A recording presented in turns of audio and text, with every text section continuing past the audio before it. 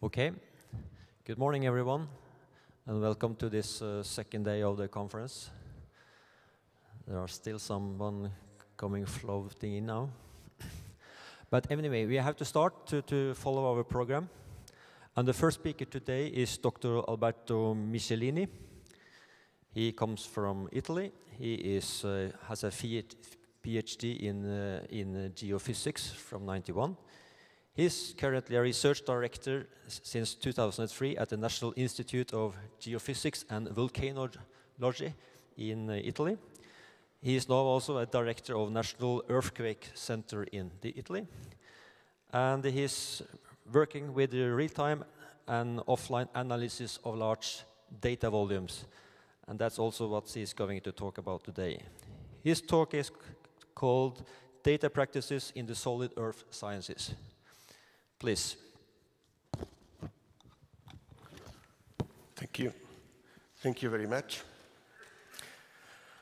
I would like to thank the organizers for inviting me to give this talk. And so I will try in the following slides to provide an overview of what we are up to on one side in seismology and on the other side in EPOS. EPOS is the European Plate Observing System. It's an S3 infrastructure which is now going into the implementation phase. And critical to this is the fact that it deals with data and the organization of data and the products that can be obtained from the data. Okay, this will be the second part of my talk. I will come back to this again anyway. Does it work?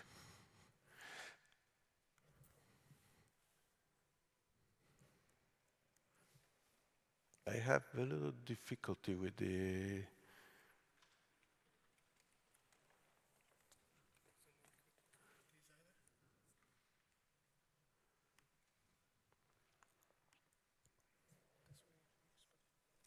Okay, let me see if I...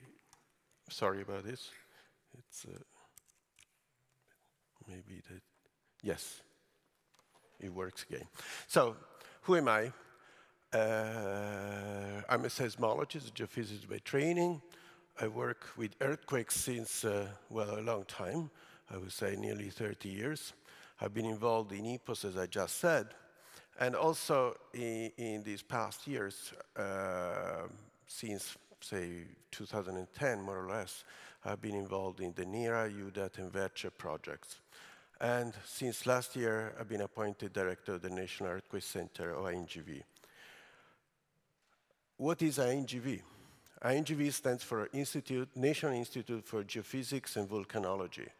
It's one of the largest research institutes in Europe. We have about more than 1,000 people that work in it. About more or less 500 are PhDs in geophysics, geochemistry, seismology, and volcanology. And also, what we do is a service for the Italian Civil Protection, which is for seismic volcanic surveillance, and recently for tsunami alert in the Mediterranean Sea. And also, two of my colleagues are coordinating the EPOS and EMSO infrastructures consortia, which have been approved by S3, and they are now in the construction phase, or they're about to start the construction phase. So,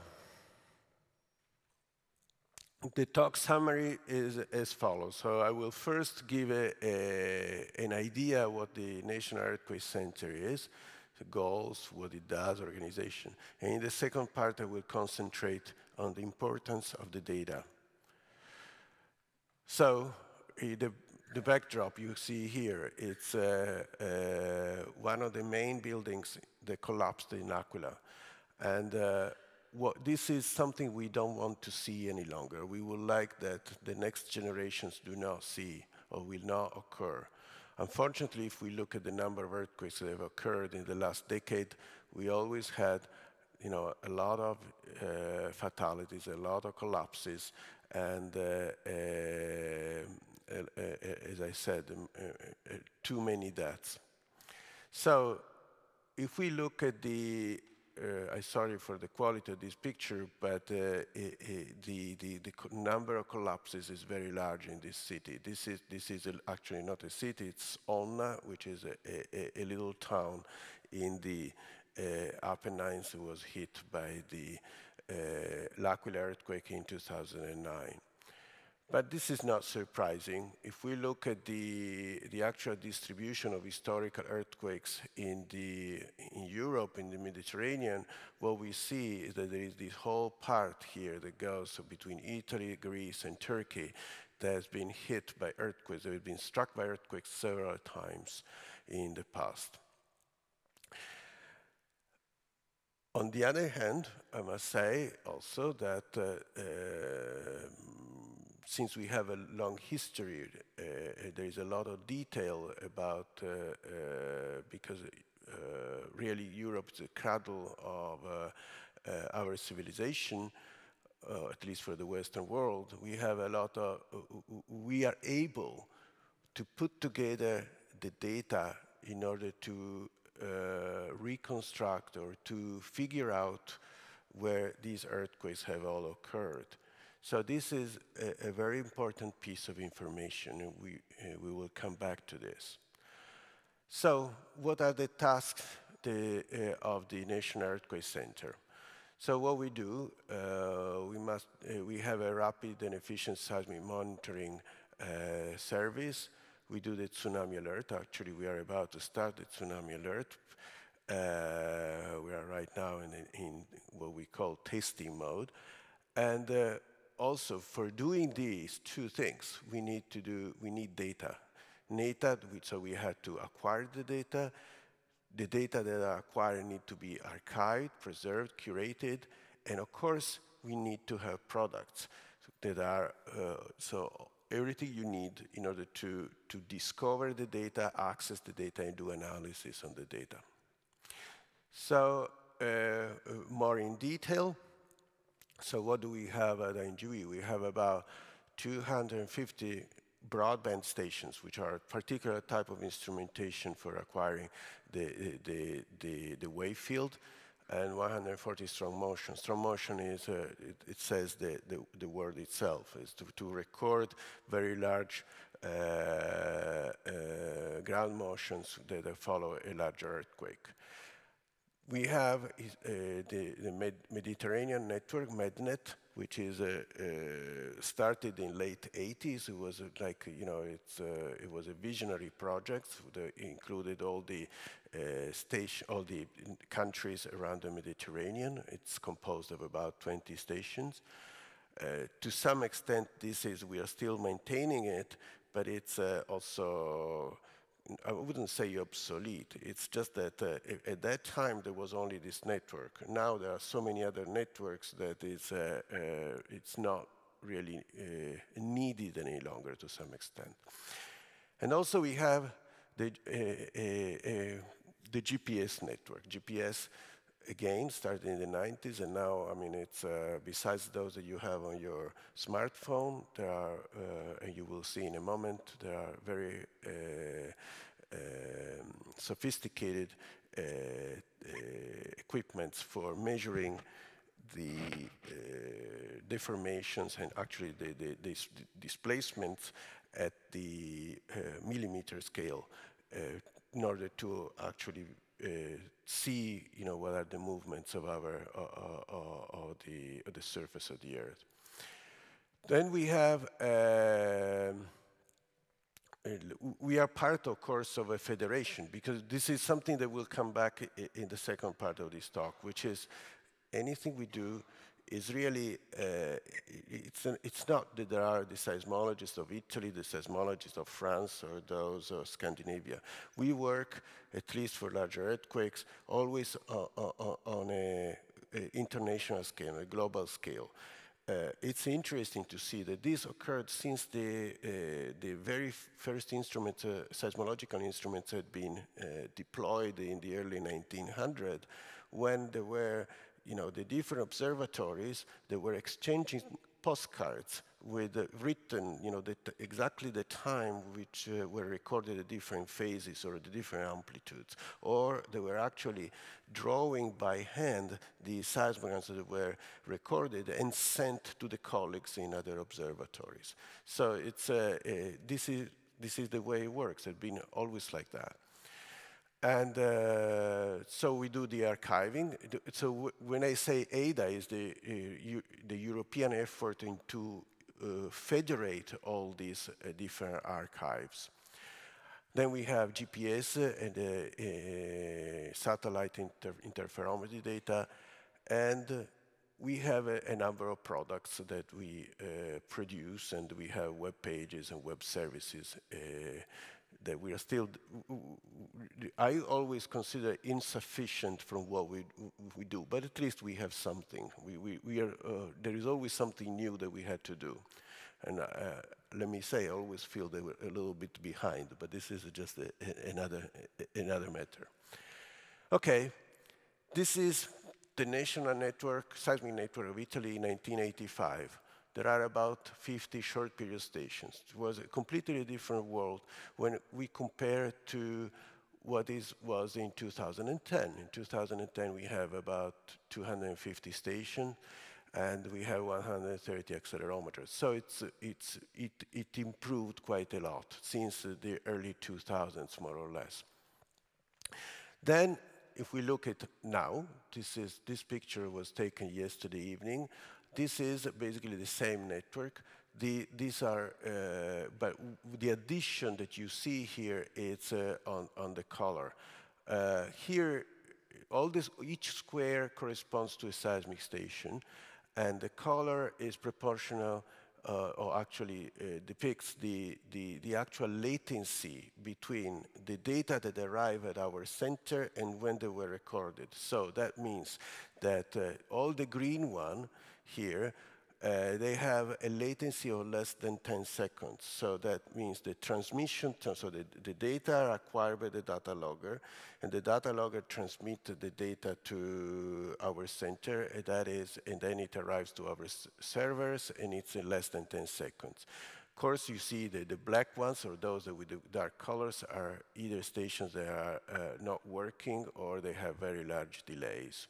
But overall, what you see is that the status of the network is reasonably good. There are areas that are much more monitored with respect to others. This is because there are areas that are of particular interest where we have installed many more stations.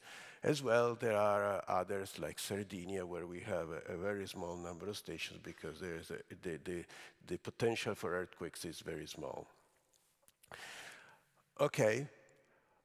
From seismology, these are seismic stations. These are the combined seismic and GPS stations. So GPS stations are very important to record the actual deformation that is going on. So here what you see, this is a classic example of an installation with a GPS antenna. And here you have we have the satellite telemetry here, the GPS receiver, the seismometer, the accelerometer, the solar panels for the power supply.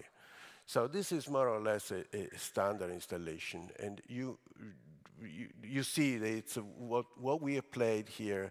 If you look at this, it is we play with redundancy. We know that there are things that some of the stations sometimes they fail, so we have, between quotes, many more to some extent than what would be needed for the actual monitor, and we do, because we already know that sometimes it takes a little bit of time for the technicians to go and maintain all this. There is an incredible work in maintaining a network like this, as you can easily imagine.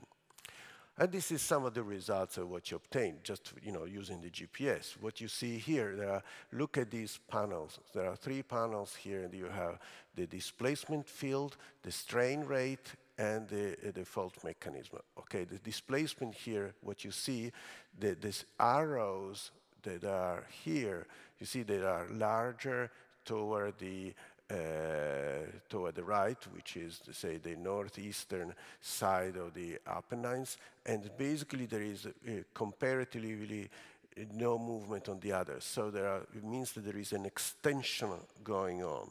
And those earthquakes that you actually see in the third panel are just the result of this extension. The L'Aquila earthquake was, in fact, a normal fault in which there was extension. And the actual deformation that gives you, it's a pure number because it just gives the ratio between what has been the extension over the actual length. So that delta over length, it tells you that along the Apennine chain there is ongoing an extensional process. And so what we are trying to do is to build this kind of maps throughout, in order to throughout Italy, in order to understand all the relative movements. Okay. This is instead a picture of the seismicity. This picture was made at the end of 2012. You see the latest, the area of L'Aquila here, the area of the Emilia earthquakes, which occurred in 2012. But what you can see is there is basically starting from the northeast of Italy, the Friuli area, where I actually come from, more or less, since I'm from here, from Trieste. And it borders basically all the different, the whole peninsula Italy. So this was for 2012, but then if you look at the 2013 seismicity, it hasn't really changed that much. You see that it's basically what we record in 1 year. We have 21,000 more earthquakes. And for instance, last year, which was very rich actually in not so strong earthquakes, but earthquakes have been effectively felt. We had one earthquake in the Lunigiana area near La Spezia, which was larger than magnitude 5, and several magnitude 4s. So this is another picture instead taken from the NERA portal. It gives you an idea of the largest earthquakes in the Mediterranean area. And here instead I will spend a few words about how we do this surveillance work. And this is basically, these are a number of snapshots, or actually pictures, of our seismic center. And we have, basically a big video wall, like in this picture over here, where we have on the upper left the status of the network. We have, say, the status of the seismicity in Italy, and then we have like a zooming into particular areas where there is activity going on. So. And on the other, on the bottom left, what we have is instead it's our tsunami alert system for global monitoring of earthquakes. So this is just snapshots of the interface program, the graphics that the people who are sitting in this room, which I will talk in a minute, have in front of them, so that they can actually do the work of revising the automatic location. So because there is basically what you have is you have these streams of continuous data that come in, they are enter into our servers, they are automatically processed, and there is an automatic detection. But as any automatic system, it has to be validated. And given the importance that earthquake detection has in Italy, so there is always a manual and expert revision of what's going on. And the seismic centers, so these are different snapshots of the same room. What you see, it's really also a very lively place within INGV, because it's something that it's, there are always people gathering there besides the people who are on duties. because there is always something going on, put in very simple words. So how does it work, the operation? We have, say, basically in that room that I just showed you, 3 people, 24 hours a day, 7 days a week, and those are 2 seismologists and 1 engineer. And then we have a number of people who are on call. So there is 1 chief seismologist who is actually, he's on call, but he's in charge of the work done in the room. So anything that doesn't work or there is something to be done, the people who are in the room, they have to call the chief seismologist and ask for support. Then we have what we call the reservists, those people that are, in case that one or more of these is sick for some reason or cannot attend, so there are always people who can substitute, replace the person. And then we have still on call 1 person that is in charge of the IT seismic procedures and 1 for the network. And finally, 2 people for a rapid mobile network deployment. So in case of an earthquake, there is a particular area where maybe we don't have enough stations, there is always a group of people that goes there with a few temporary seismic stations to be installed and then connected with the data that will be transmitted to the center. Also, especially recently, we've been paying a lot of attention on redundancy. And in case that something occurs in our headquarters in Rome, we have basically replicated our services in the sede Irpina, which is another center, or say another headquarters of INGV. Well, not really headquarters. It's a center affiliated to us. So, and also we have a replication to Catania. Catania is one of our volcano observatories. So basically, the idea is always never to be in a position which we have something that breaks down and we don't have any other place where we can do the job. Okay, now I will go through very quickly just to give you an idea of what's going on. This is a case of for a tsunami alert. I mean, I mentioned earlier that one of the things we do, and here it's an example of an earthquake that occurred about a year ago near Crete. It was magnitude 6.6.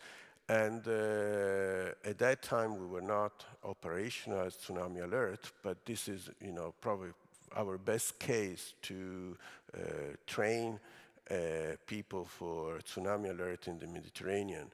So what you see here is, just please look at this picture, which gives you essentially where the epicenter is, and the larger circle you see here is at that time the wavefront of the P waves. The P waves are the first waves that are propagated, the fastest waves that are propagated by an earthquake. So, and the thinner one are the S waves. So what we see here, after 2 minutes, these are the first stations that have basically recorded the earthquake. They have been already in automatic location. Then we go on. This is 1 minute later, and you see that there is already first identification of what the mechanism of the earthquake is. There is a fairly good idea of what the actual magnitude is. We are talking about around 6.6, 6.5. This is given by the measurements that are made on the actual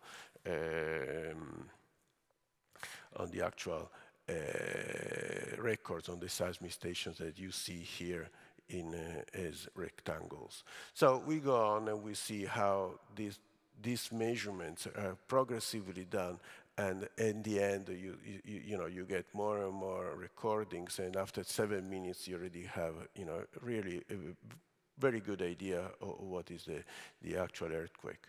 So we go on 9 minutes, 14 minutes. 14 minutes, we have, a good measure of what is the magnitude, what is eventually the duration of the source. And, but these are all, details, seismological details. I showed you this picture for one main reason, is that you acquire the data, you have to do quality control on the data automatically, so you have to have procedures. You have procedures that do the actual, the detection and the location of the earthquake. So there is a there is a pipeline of operations that have to be done. And these are on the same data that then you may eventually use for doing your research. Let's go on.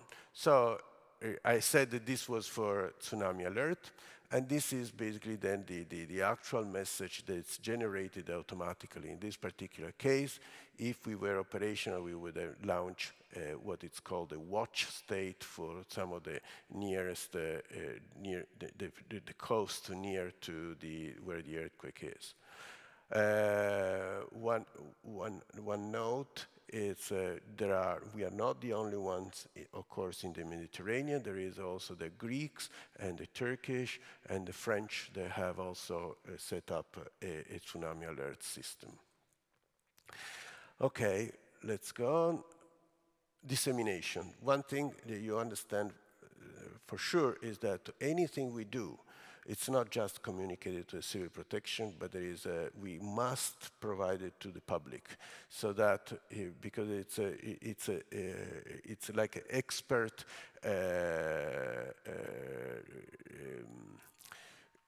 What we are trying to do is to avoid.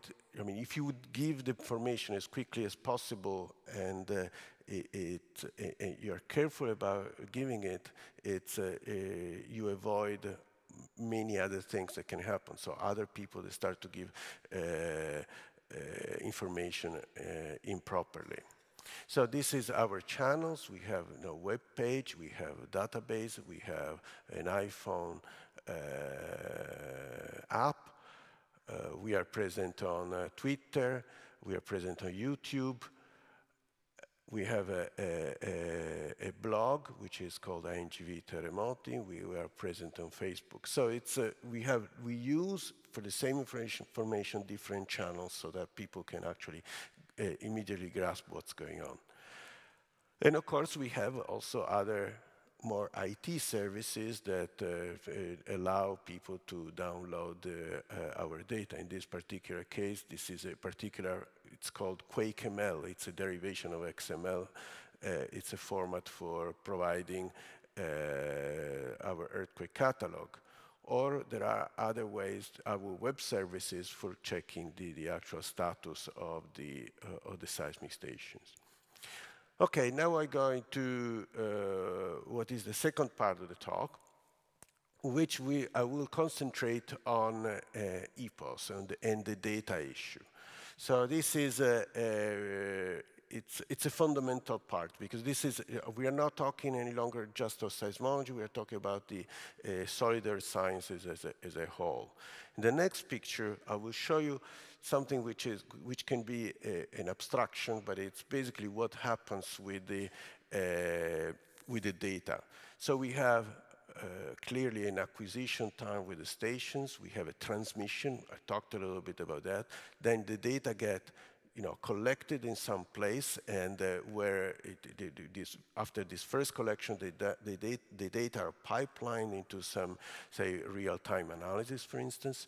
But the data also, they require a number of services for, in order to have the services properly working, you need to properly qualify the actual data. And here, the idea of having persistent identifiers, metadata, it's really critical. So that if you do this properly, then it's possible that you can easily exchange with other communities, not only within the earth sciences, but also outside.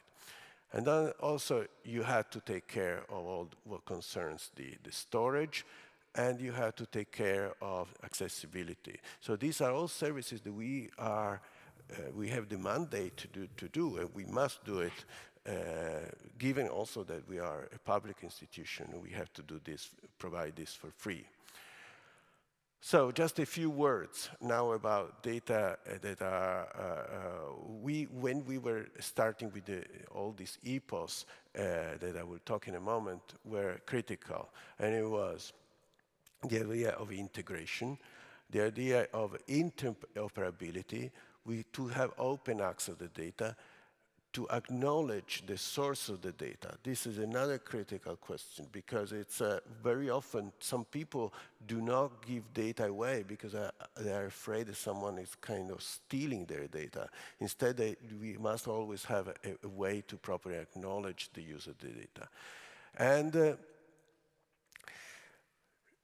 And of course, we have to, in order to have progress in science, we have to acquire data of, always of better quality, and this is, related to the acknowledgement. We must be able also to reproduce the results that we do. So we had to provide, whenever we do something, we must put in a position the audience, whoever is reading our paper, to be able to reproduce exactly our results. This is something that, especially when you have a large amounts of data, very sophisticated techniques, often it's kind of overlooked. But this is something we should definitely spend time on it. And also, the other thing is that by developing a new infrastructure, a new e-infrastructure that allows you to deal with data and products in a better way, you focus much more on the physical phenomena rather than on the data organization or changing the formats or things like that. Really, for a scientist, are to some extent a waste of time.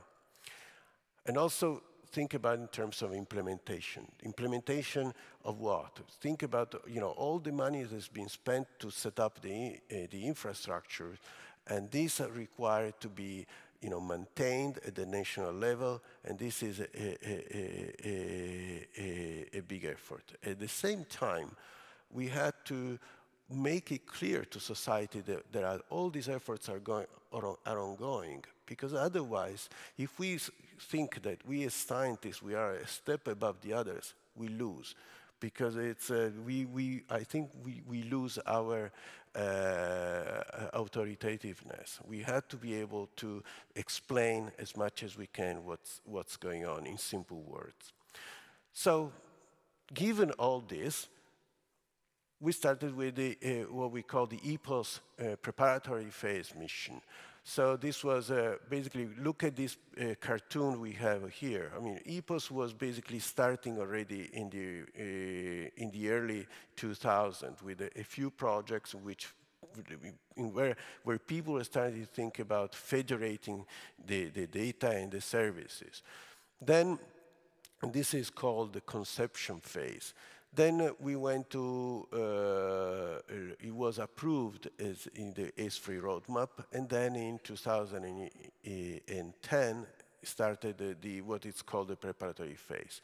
But what is EPOS all about? It's a long-term integrated research infrastructure plan. The idea is to put together all the sub-communities that there are in the solid earth sciences so that they can actually provide their data, share their data, but to have a communication between all of them, so that if you make a search for some particular region, you can find all what is available in that particular region regarding the data that you need. So, and the idea behind is that we had already an incredible number that you will see in a second of facilities in Europe that were acquiring data. But the problem was that we had an incredible fragmentation. And also, we realized that it was important we had these timescales for studying our phenomena, which are, which in time they span from the thousands of seconds to millions of years, if not longer. And the scale length this is in time, this is in space. You go from the micrometer to 1,000 kilometers. So it's really a complex thing.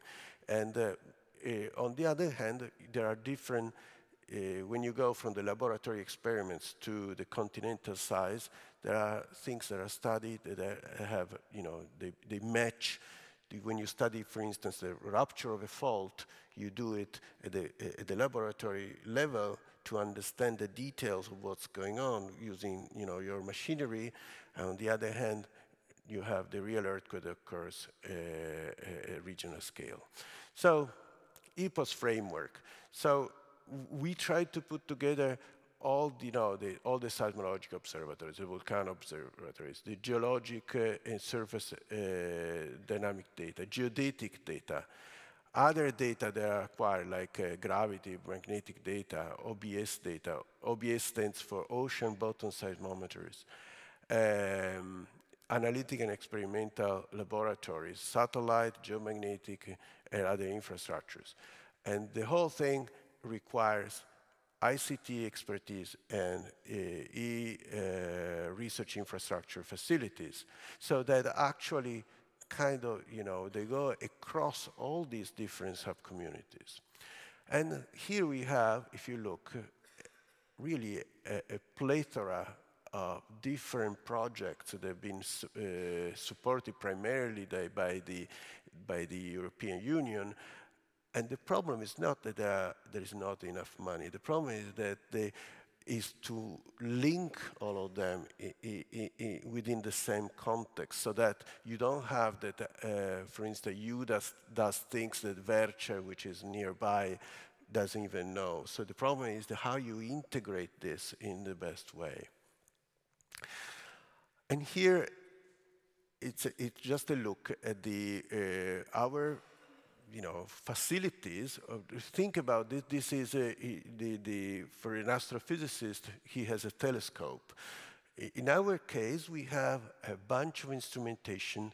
We have seismic GPS stations throughout Europe, and our goal is to link them together so you have one single infrastructure that you can use for studying the Earth.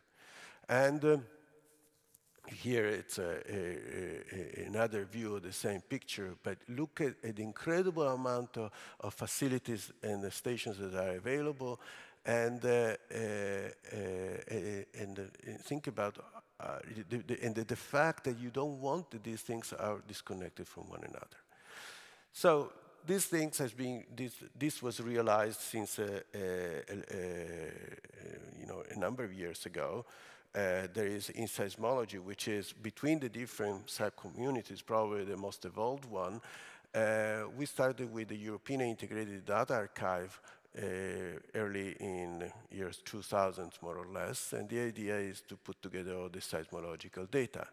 And this is, the situation now. I mean, and we definitely have, fairly large amount of data that are all combined together, and at one of our centers, one of our nodes, if we make a request, you can have the data of all. This is the idea of the federation. So now let's look at what I consider, between quotes, my dream. I'm not sure whether I will be able to see this, but I think that what will happen in the next years is to put the researchers in the position that they will be able to, say, discover, retrieve different types of data. In this particular case, you have you want to request a particular earthquake. You want to obtain what we call the moment tensors, which are a particular type of analysis that is the result of analysis that is done in order to calculate the focal mechanism. You want to have geological data for the same area. You want to have, how it was felt, that particular earthquake, so the microseismic fields. You want to retrieve what we call the shake maps, so the level of ground motion that was observed. And here I don't go through all this, but the point is to have a central place where you can actually obtain all these different informations. And in the end, remember that since we are scientists, we want to compare what is observed with what we model. So we must be in the position to be able to model our data, at the same time have the observations to check whether that is correct or not. And eventually, if it is not correct, correct the models that we use. Okay, so what is EPOS then organized? The idea is to have the following. It is let's look at the bottom. We have all at the national level, you have all the facilities that I showed you. Then each one of the sub-communities, so it could be the seismologists, the geodetists, the volcanologists, they organize themselves as a single as a community. This is what is called the thematic core services. So each community organizes itself with certain particular services it wants to provide, but then they have to organize themselves in a particular manner so that they become transparent the moment in which they are integrated with all the others, and this is what we call the EPOS integrated services.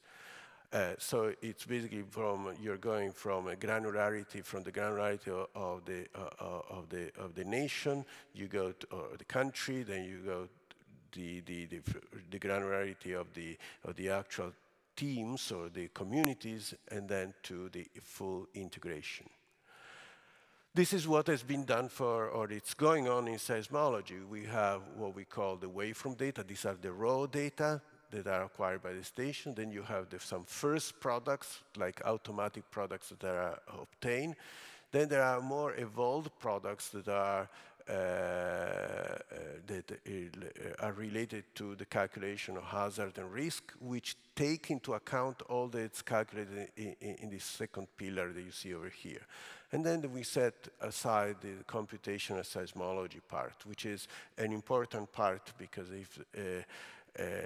without computations, you don't go very far. This is more or less the actual basic model for the infrastructure. From the bottom again, just to do, these are the raw data. The raw data get progressively organized and qualified with persistent identifiers, for instance. You have the first services that allow you to have access and retrieval of the data, and then here you have progressively more sophisticated products. Of course, this has to have a trust, so some authorization, authentication infrastructure, and also you must have some ways to acknowledge how the data are used. So it's some kind of accounting. And the user sits on top, and with a number of services available, he can certainly, do research in the best way, and especially faster than certainly the way we did it when we had to basically work out from the very bottom of the pipeline. This model here, it's very similar to what is done in UDAT. UDAT is this EU project in which, again, we have the data generators, we have the users, you have the community support services, the thematic services that I mentioned earlier, and you have common data services at the bottom. And these common data services are basically those services that are common to all the disciplines. So now I go just to give an example of the actual, the raw data. We have some level 1 data. We have level 2, which are analysis. And then we have level 3, in which we have, say, for instance, the seismic hazard map. And then to the part of the computation. So conclusion and afterthoughts. So there are so the EPOS community feature very different levels of organization development. This is something we realized from the very beginning. There were communities who were very well evolved, some were not. So the problem, one of the challenges was put them together. Each sub-community they had their own services in-house developed. So they are kind of reluctant to say, hey, now I had to do it again. This is a very important fact, that is, once you put so much effort in doing something in your little community, it's difficult that someone else from outside goes there and tells you, oh, but you can do in this other way. So it's, in fact, the difficulty is also that many of the communities, they're really striving to maintain the services they have. So the idea to have new ones, it's even worse. Also, there is the idea that many of the communities think they have the best services, so they don't think that anything else is needed. And they like to be their own little community, whereas now the point is to be transparent to the neighboring communities and to be able to provide data that maybe someone else can use. And the other thing we notice is that it's a slow process to introduce new processes. I mean, new concepts. I mean, it's really difficult. There is a problem with the jargon that's used. For instance, the IT used one jargon, we used another one. But what we found is that even if you have this viscosity, it, in the end, by repeating and repeating, things do get assimilated at some point. And it's what I call it's a positive maturation process. Overall, building a new infrastructure is very demanding, given the diversification of the different communities and different data organization. The other thing I wanted to say is that we should never lose what has been done before, and we must capitalize on what is existing. The idea of having thin layers that basically glue whatever has been done before with, say, more modern developments, it's, I think, a very important thing to consider. And we must have a continuous orchestration between the different scientific communities and the ITs. Well, here are just a few things about the communities within the UDAT project, in which we were kind of ambassadors. And the last point is the communities are undergoing a positive maturation process, and the ITs are understanding progressively the problems of the formers and envisaging solutions. A mutual trust and synergy is fundamental. Thank you.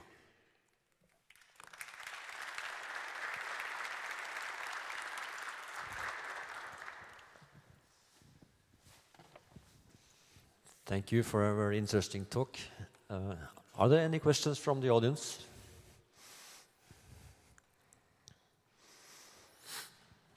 It's too early in the morning. One question, Jacqueline. I was wondering,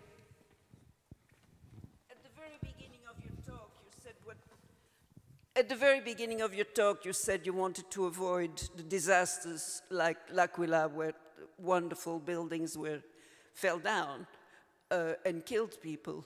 But, I mean, the architecture, the buildings themselves, you can't do anything about them, really, can you? Well, actually, what you can do is, I mean, if you had a lot of money, an investment would be in retrofitting these buildings. But it's a humongous amount of money and work that's needed.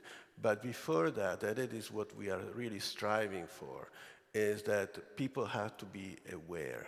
I mean, it's aware of where they live. Because the problem is, and I throw a stone in the lake here, keep in mind, the politician, it's if he can provide money to do, say, the retrofitting. Say that an earthquake occurs, okay, nothing happens because the building was retrofitted. So it's not so important on the news. Nobody got killed. On the other hand, if he invests and nothing happens, still it's an investment, and you know what I mean. He wasted, between quotes, money in something, but nothing happened during his time in his position as whatever mayor or whatever he is. So it's a little bit, there is a certain amount of perversion in all this. So there is not really very much interest in putting money in doing the retrofitting. And also the law right now in Italy, it is that you have to build new buildings according to the law. And there is not so much about the obligation of retrofitting. Okay. Thank you.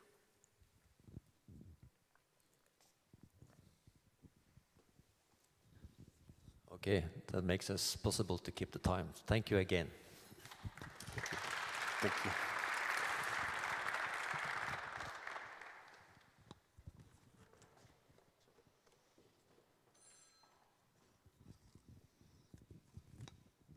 Okay, let's move on to the next presentation. The speaker is, name of the speaker is Sebastien, I think it's pronounced Ceuterickx. Okay. He holds a Master of Science in Telecom from Lille in France. He is the Wi-Fi Network Service Manager at CERN, and he's also been the project leader of EduRoam at CERN. So please, Sebastien. His presentations is called Large-Scale Campus Wireless Networks, Developments, Opportunities and Strategy. Thank you, Peter. So, good morning, ladies and gentlemen. So, I would like to thank first the organizer for inviting me. It's a real pleasure for me to be there today. So, as a Wi-Fi service manager at CERN, I have been the witness of a large and very fast evolution of Wi-Fi networks. So, as a Wi-Fi manager, I'm taking care of the deployment and operation of a large Wi-Fi network, so hundreds of buildings in surface, but also all the infrastructure on the underground facilities of long tunnel, all the caverns and so on we have at CERN. And also I'm taking care of EduRoam services. So this fast evolution of Wi-Fi demands has posed a lot of impact on the large-scale Wi-Fi infrastructure. So what are the best practices? What are the opportunities and what are the challenges in deploying and managing such a large infrastructure? So I would like to present you how we do it at CERN, this evolution of the network. So the Wi-Fi evolution. So since 10 years now, the Wi-Fi has evolved very, very fast. The technology have made a lot of progress in security, in reliability, and in performance. So since the first standard, the .11g, as the performance have been multiplied by more than 50 with the latest standard, the .11aca. And the second generation of the standard, the AC Wave 2, is promised to break the 100 gigabit over the wireless. So this offers us new opportunities in terms of access connectivity for our end user. It's not only the success of the improvement of the performance of the wireless network which is responsible for its success, but also key technology like the multi-touch screen introduced with the iPhone, or the development in the technology like lighter electronics, lighter mobile devices, the increase of the battery life has really improved the performance of the mobile devices and is responsible for this great success. So the great success of these mobile devices have put a lot of demands on the wireless connectivity. And this is not going to stop. According to Gartner, in 2013, more than 50% of devices sales on the market were coming without Ethernet connectivity natively. There was only Wi-Fi. Wi-Fi is becoming the primary network access for numerous devices we have on our campus networks. So what's happened today? So we start to have more and more wireless devices connected. People start to have more devices. So I guess most of you has at least one laptop or one tablet with one smartphone connected or even more. So these devices are going to be always connected anywhere at any time. They generate a lot of bandwidth because several applications are running at the same time on the devices. So this put a lot of constraints on the infrastructure. So we need to support with bandwidth, but also we need to provide a non-stop operation. Our users are less and less reluctant to problems on the wireless infrastructure. Another revolution is going to happen as well is the Internet of Things with wearables like Google Glass, but also the industrial systems. So we saw more and more industrial devices natively coming with Wi-Fi enabled, and people want to use it because it's convenient, it's flexible, it's a wireless sensor. And connecting all these devices together will bring new application. New promising applications like smart campus. This will enable us to do much more in terms of managing large facilities, in terms of efficiency, in terms of smart grids, access control, and so on.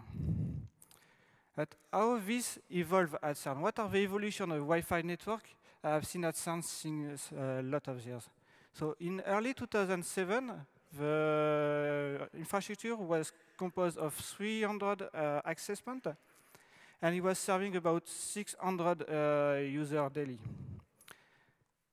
7 years later, now we have multiplied by 10 this number. So we have more than 6,000 simultaneous users on the network, and the network sees more than 12,000 unique devices per day, for a total of 1,500 access points currently running on the facilities and always increasing.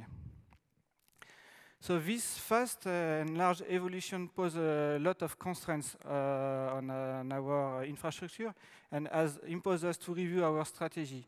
So how we will have to engage the resources, how we have to reorganize our services, and what are our strategy to support this always increasing demands.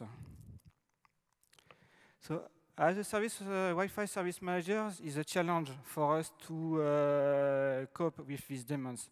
But it also brings a lot of opportunities for our users at CERN, for our community, but also for us.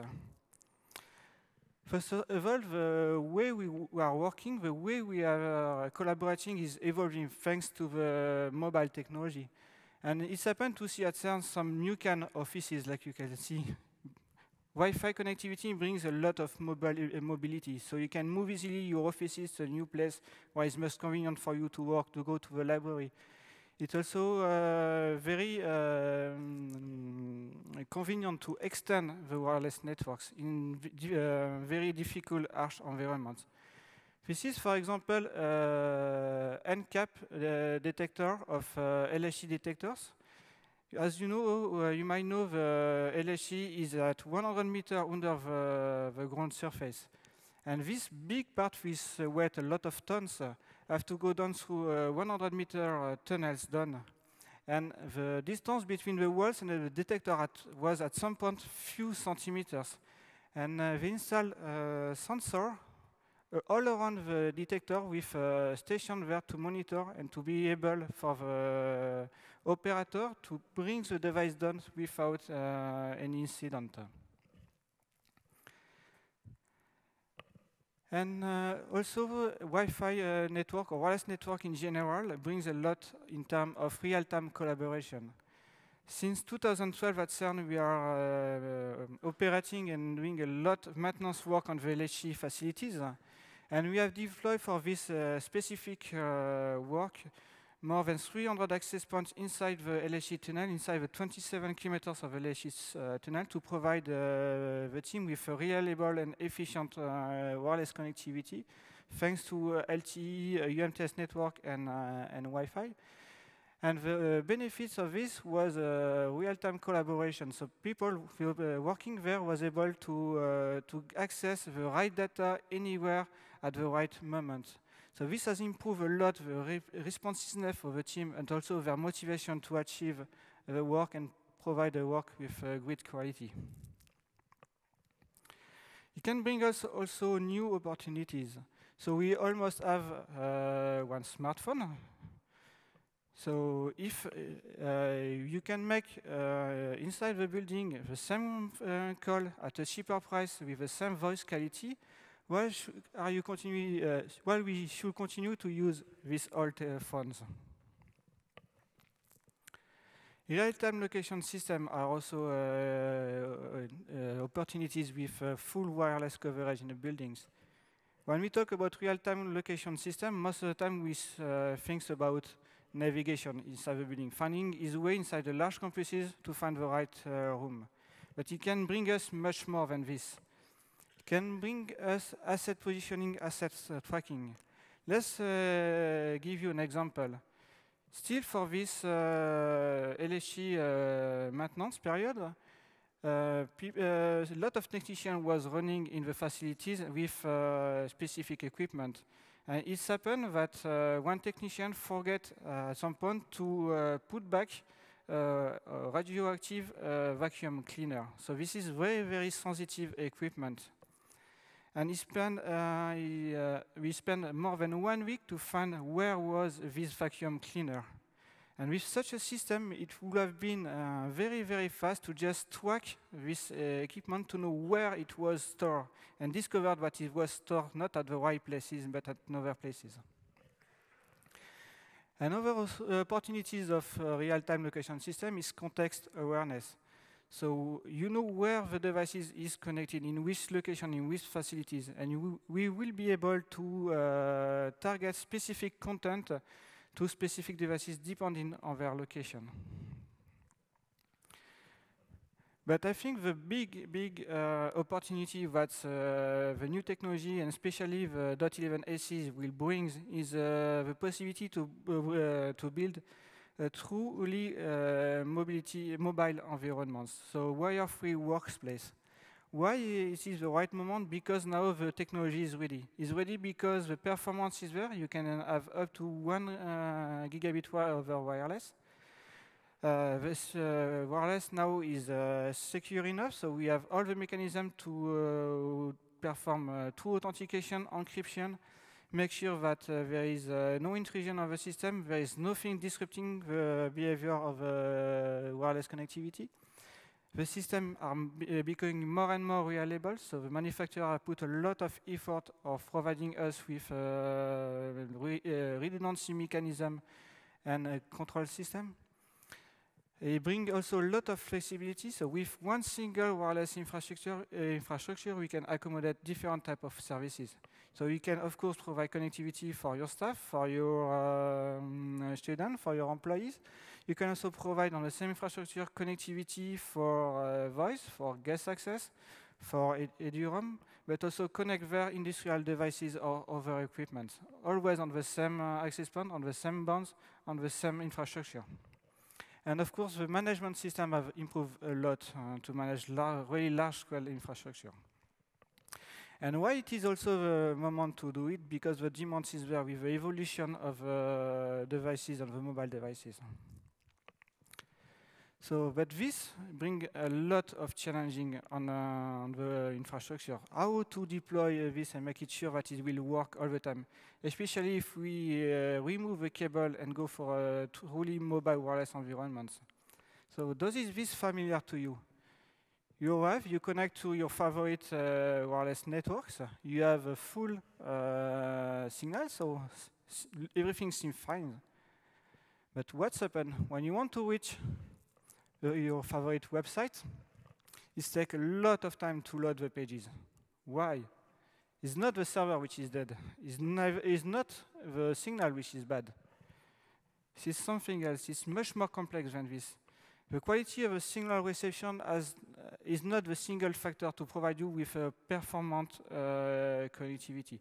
High-performance connectivity requires, of course, a good signal level, but also a clean radio frequency spectrum, so nothing should disrupt your wireless communication.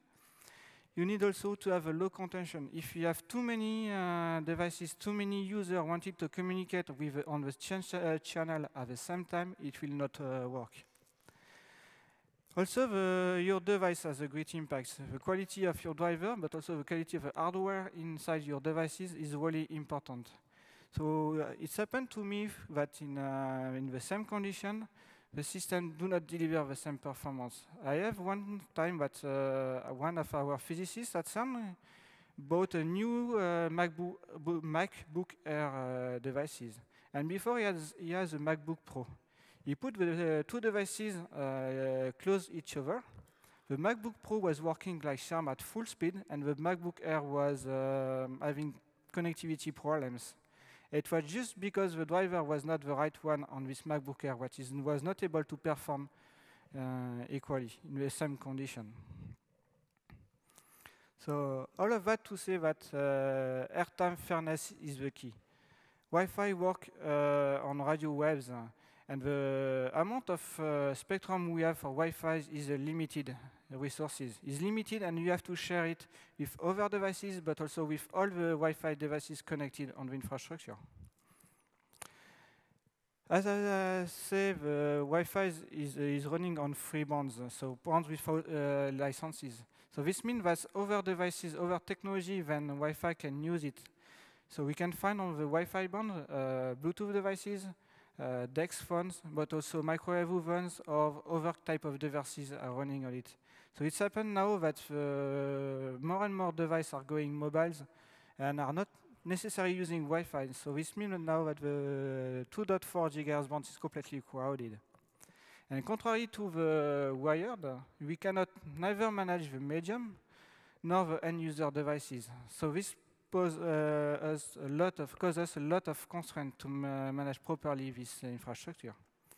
But there is rules and techniques to gain control over this. So large-scale Wi-Fi is really complex. It's complex because there is a large diversity of different types of end-user devices. It's complex because of the infrastructure by itself. All the buildings have a different shape. We can find different type of interference, different type of propagation inside the building. And the environment is really, really dynamic. People are moving, the way the waves are propagating inside the environments are changing. Everything is always evolving. And also, the end-user expectation has increased a lot. Before, we have few devices connecting in a meeting room. Now is very common to have hundreds and hundreds of devices connected in an amphitheater, for example. The user expectation also have increased a lot. Now they want on Wi-Fi the same network quality than they have on the wired infrastructure. Security and policy are also really, really important.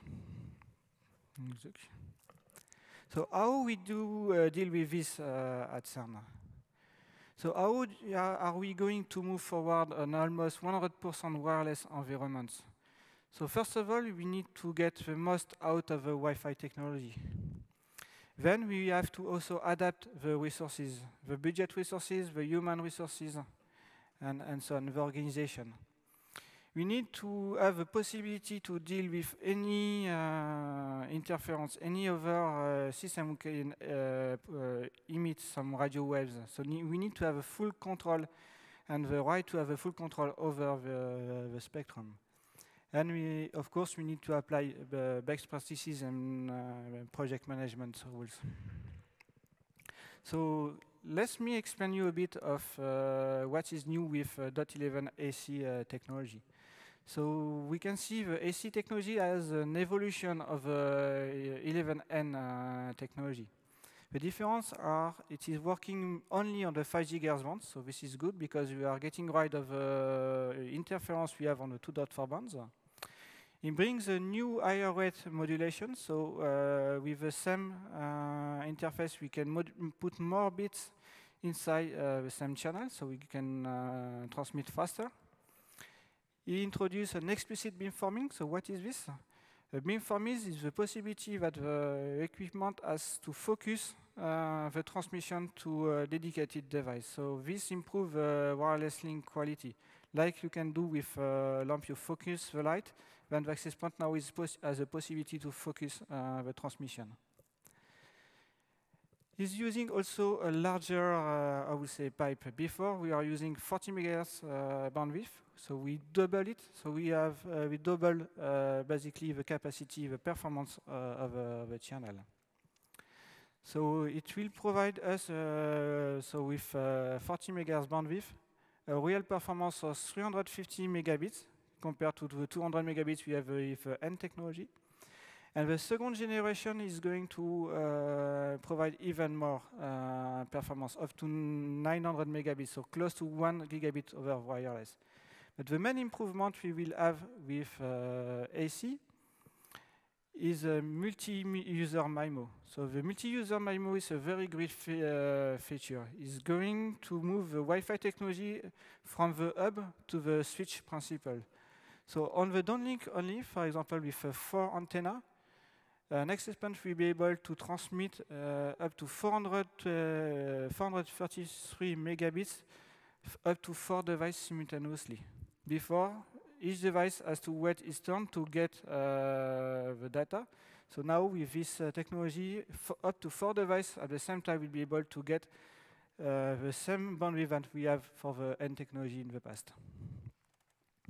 So how are we going to migrate to AC technology? So this new modulation rate is, the range of this new modulation rate is few meters only, because it's much more complex, so you need to have a very, very, very good signal to achieve it.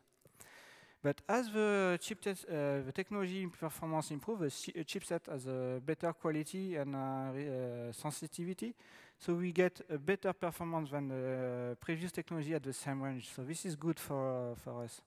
So if you have done high density deployment using the N technology, you can simply swap the N access point with the SC access point, and it will work. No need to redo the full radio frequency planning. But which bandwidth should we use? Should we continue to use the 40 megahertz as for N? Should we use the 80 megahertz as the AC offers? Depends on your environment. So 40 megahertz work very well in multi-floor environments because we have 4 channels. So it's easy to reuse the channel in 3D dimension without co-channel interference.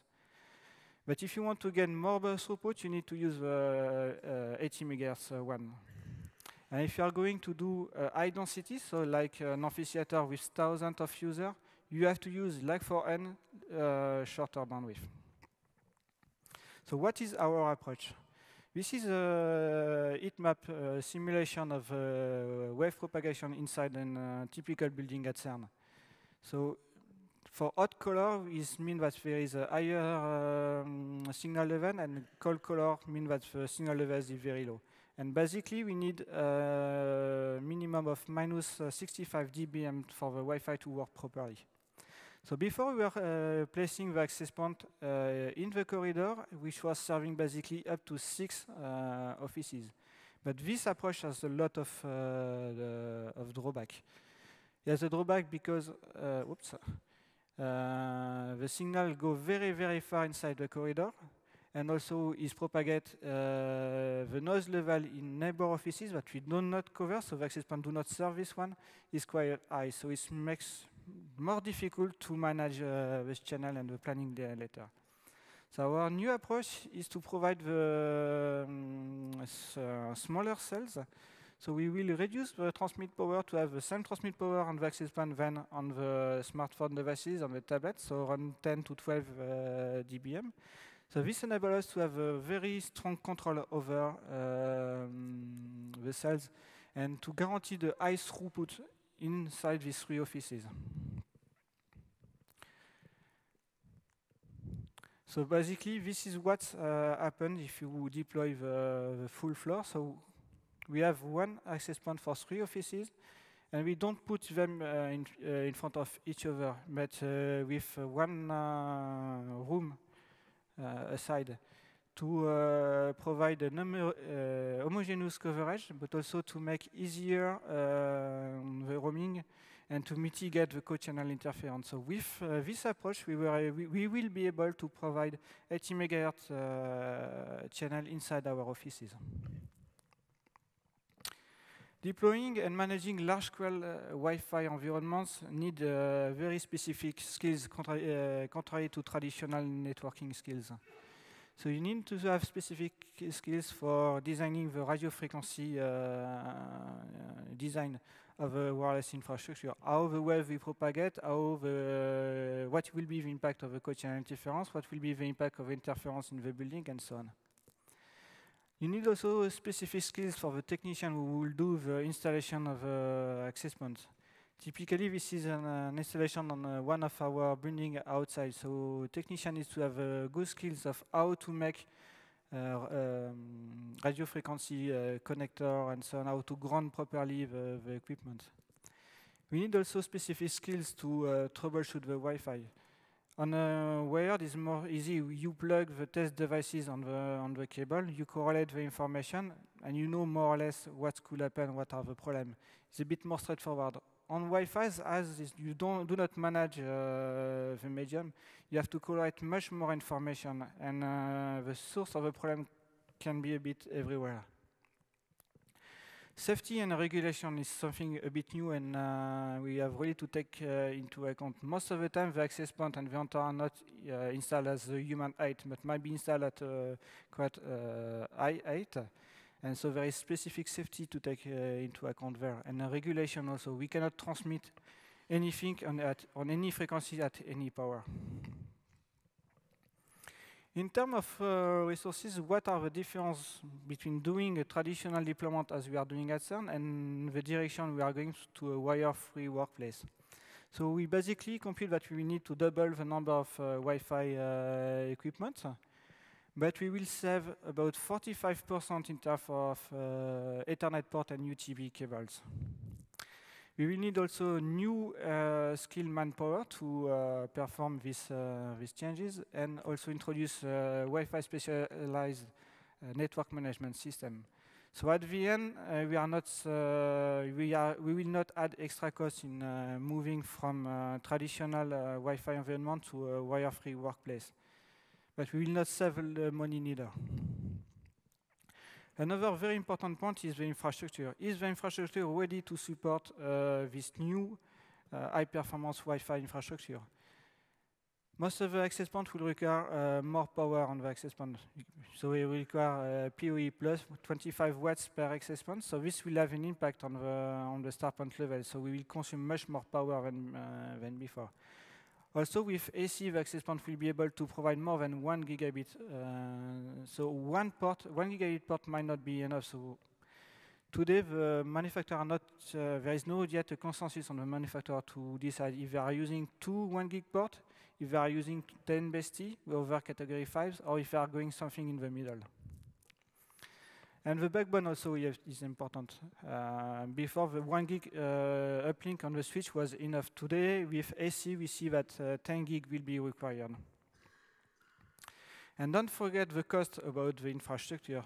So when we compute what will be the cost for deploying such large-scale wireless infrastructure, it appears that 50% of the cost of installing an access point come from the wired infrastructure. It comes from the cost for pulling the cable, drilling the wall, pulling the cable, building the cable path, and buying the switch. So this was a bit of surprise. This is really important to take into account for large deployments.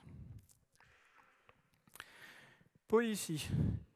If we do a high-density deployment, and if you want to use Wi-Fi as your primary network access, you need to gain a full control over it. You don't want user or anybody to come to disrupt your network. But to do this, you need to ask a lot of questions. So should we allow private access point still in the environment or not? Which type of radio frequency transmitter will be allowed? So are our users allowed to use wireless headphones, for example? What about the microwave oven we can have in the restaurants? So are we allowed to use them at lunchtime or not?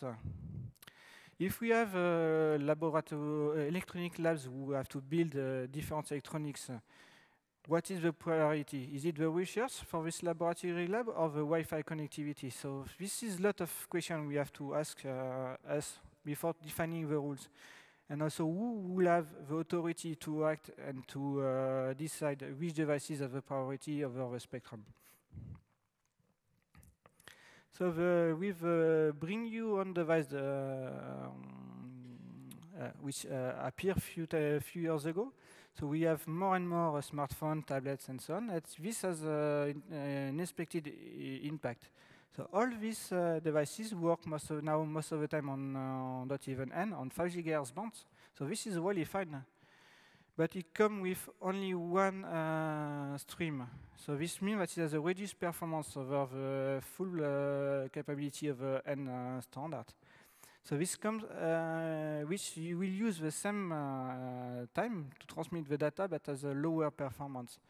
And also, the hardware of these devices, most of the time, the priority is put on power saving. So the performance are reduced.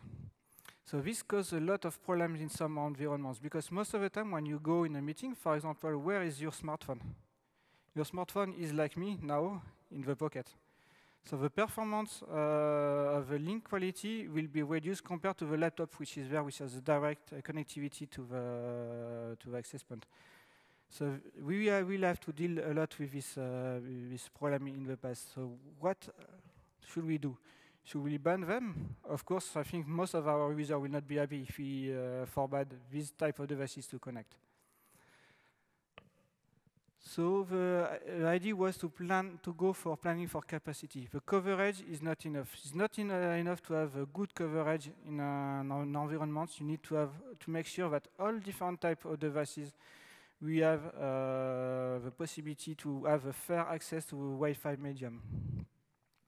So the goal is to ensure that every devices have a fair access to the resources which are shared across all the applications running on all the devices. So to do that, we need to identify what are the user requirements. Of course, all they want to do everything with all their devices, but we need to put some limit, and the technology allows us to do this.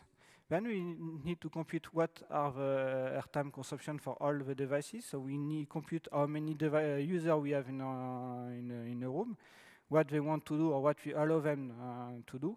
We compute what they will need in terms of resources. And then we are able to forecast the capacity and to design the infrastructure. But to do this, we have to make sure that we will have access to the full spectrum available. The problem is some devices, as I tell you, are using this spectrum. So we can find microwave oven, we can find wireless headphone on the 2.4 GHz band. We can find some Apple time capsule, for example. This has caused us a lot of issues also in the past, because people want to back up what they have on their Mac on these devices, because it's nice. You turn it on, then it's synchronized, and then you synchronize all the data. But when they do that, they consume a lot of resources on the spectrum. So we cannot allow them to do this.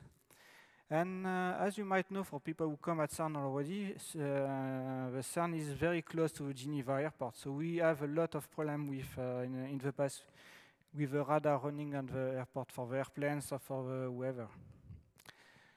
Oops.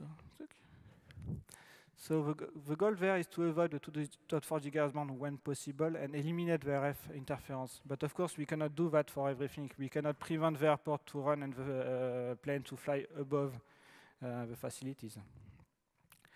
So the idea to optimize the radio frequency spectrum is to enhance the spectral efficiency. So there is technique to do that. There is a lot of technique to do that and to minimize the co-channel interference. So turning on the features is not enough. For example, the manufacturer has introduced a lot of technology like band steering. Band steering enables the devices to push the client devices from a 2.4 GHz band to the 5. But if you do not plan properly the coverage, and you don't have a good 5 GHz coverage, your device will fail to connect. So most of the systems do not work out of the box and might require a lot of proper planning at the design phases, and also some adjustment and tuning later.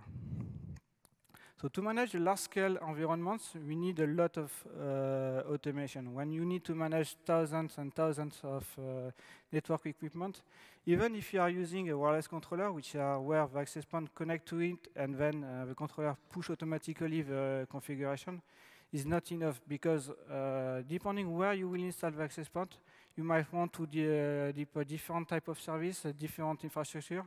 You won't have to group them for different groups for load balancing or load sharing, so you still need to automate this process. So we have deployed a very large software that we have integrated into our network management system to do automatically this task. So this provides us simplicity, it increases also reliability. We no longer ever go to the CLI of the equipment, but we have our server where we simply run a command and the server will take care of pushing the right information to all the devices. So when we install a new access point, for example, we configure it once in our databases, then we say configure, and then we will push the configuration to the DHCP server, and we'll push also the configuration to the controller. Then when we will plug the access point, everything will be pushed to the access point automatically and it will be ready to work. So it's much more simple to manage. So how we are going to deploy this? What are the organization? So first of all, we need to prepare a lot what we want to do and how we will deploy this. You need to collect the user requirements. You need to know how are the environments, so what we can do in this environment, what is the existing infrastructure, and take care of all the constraints, especially in terms of safety, how can we access to the environments. And the citizen might be important in some places. So there we need to set the strategy. How we will provide which type of service we will provide and how we will achieve this. Then we go in the design phases. Contrary to a lot of different sites, we'll do a lot of radio frequency simulation. So we have a software. We modelize all the buildings in 3 dimensions. We set all the building materials properties in this 3D model, and then we run the simulation to see where is the best place to place the access point, which channel we should use, how the interference will go together, what will be the propagation inside the building. This enables us to save a lot of time compared to doing a traditional survey inside and going with a laptop measuring the signal. Because simply there we can drag and drop the access point to see how the propagation evolves inside the buildings.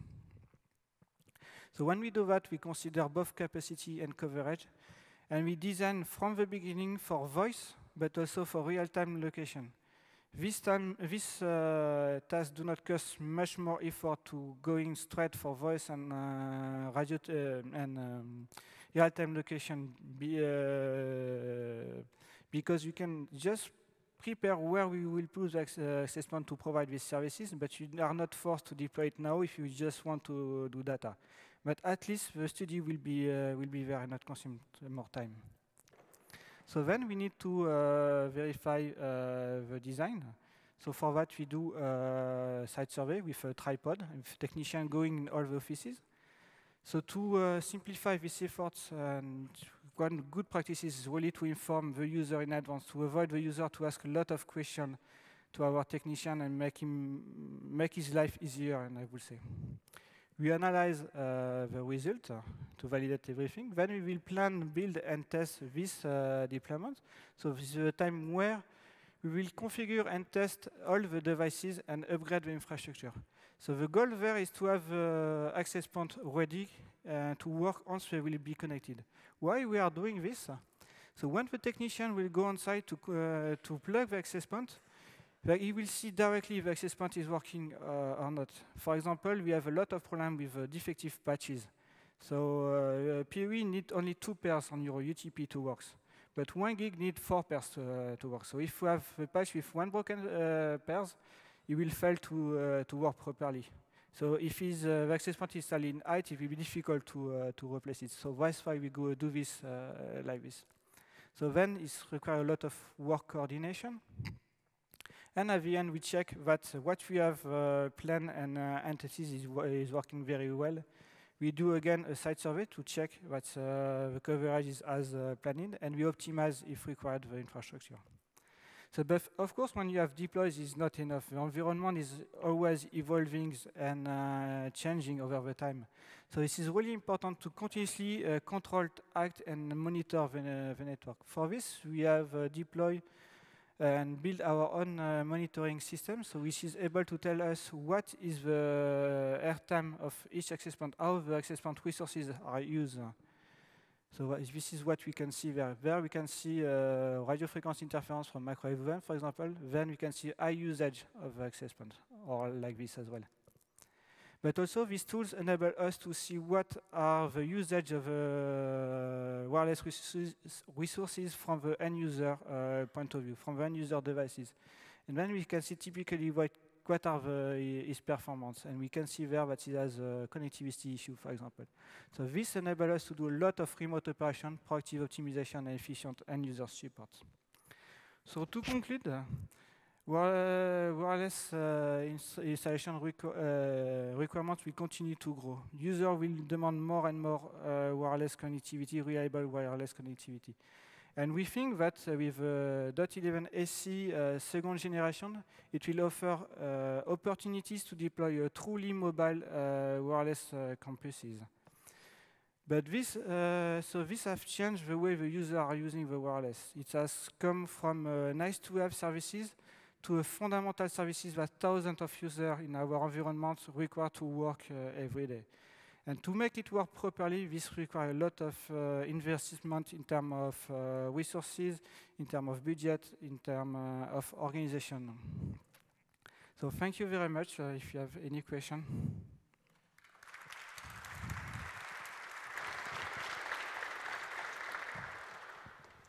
Thank you.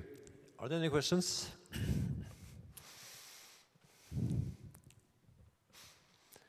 No questions.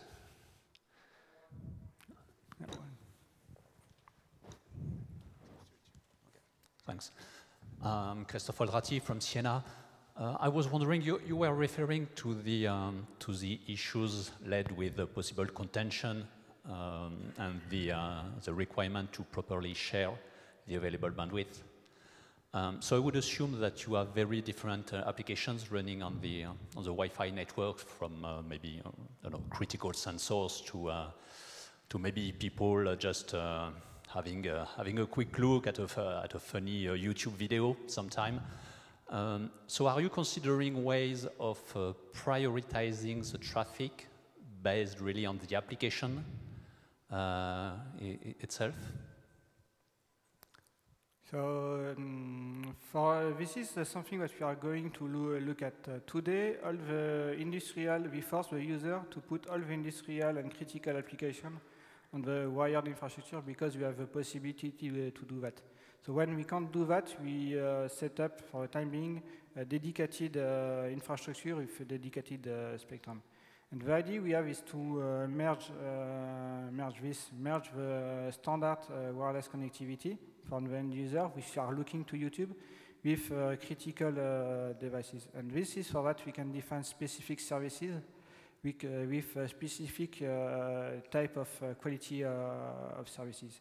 So we can, in the configuration, define that for general purpose services, they will have 50% of the airtime, for example, and for technical services, they will have 50% of the time. And if one is going to take much more, the system will automatically reduce the available bandwidth. Okay, thanks.